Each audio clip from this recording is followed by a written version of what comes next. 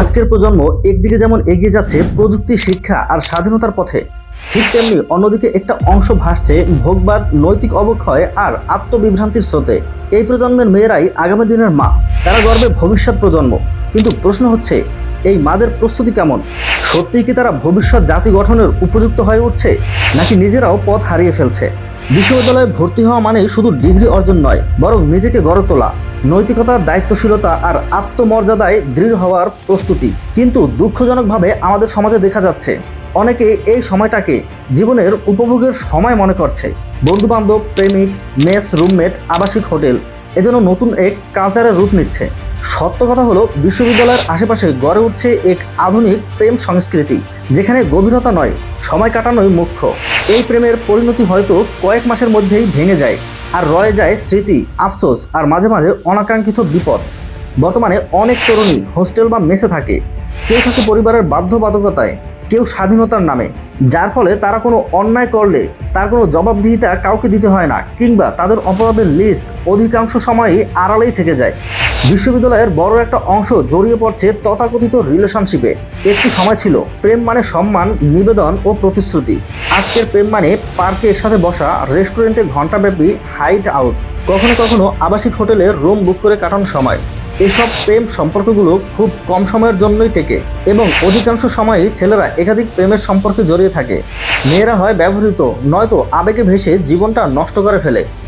দেহ ব্যবসার ফাঁদে বিশ্ববিদ্যালয়ে পড়ুয়া মেয়েরা, এই জায়গাটাই সবচেয়ে ভয়ঙ্কর।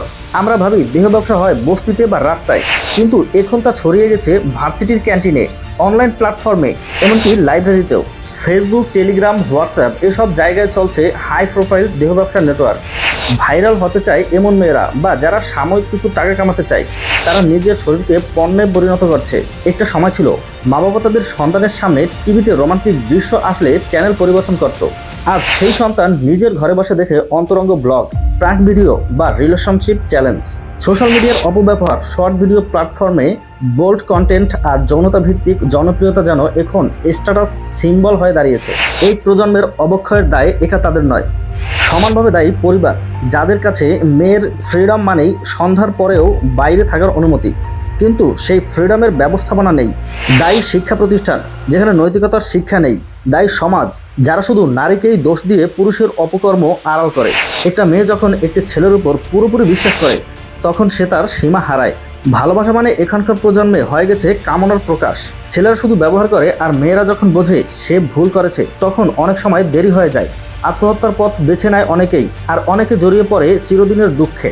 একটা বিষয় সবচেয়ে ভয়ঙ্কর, এই মেয়েরাই একদিন মা হবে।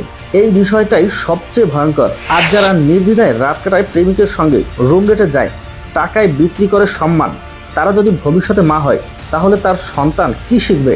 একটা পরিবার গঠনের মূল স্তম্ভই তো একজন মা। যে মা নিজের সম্মান রক্ষা করতে পারেনি, সে কি সন্তানের নৈতিকতা গড়তে পারবে? সমাধান ও পথ নির্দেশ। সন্তানকে ভয় না দেখিয়ে বাবা মায়ের উচিত সন্তানের বন্ধু হওয়া। প্রশ্ন করলে উত্তর দিন। সঠিক উত্তর আপনাদের কাছ থেকে না পেলে তারা উত্তর খোঁজে ভুল জায়গায়। পাঠ্যক্রমে নৈতিকতা ও যৌন শিক্ষা থাকা আবশ্যক। প্রতিটি প্রতিষ্ঠানে কাউন্সিলিং সেল দরকার। শর্ট ভিডিও নয়, সত্যিকারের ট্যালেন্টের জন্য প্ল্যাটফর্ম গড়া উচিত। ভাইরাল নয়, ভ্যালুয়েবল হোক মাপকাঠি। হোটেল, রেস্টুরেন্ট আইডি ছাড়া রুম বুকিং নিষিদ্ধ করা। বিশ্ববিদ্যালয় এলাকায় গেস্ট হাউস ও হোস্টেলগুলোর কার্যক্রম কঠোর নজরদারিতে রাখতে হবে।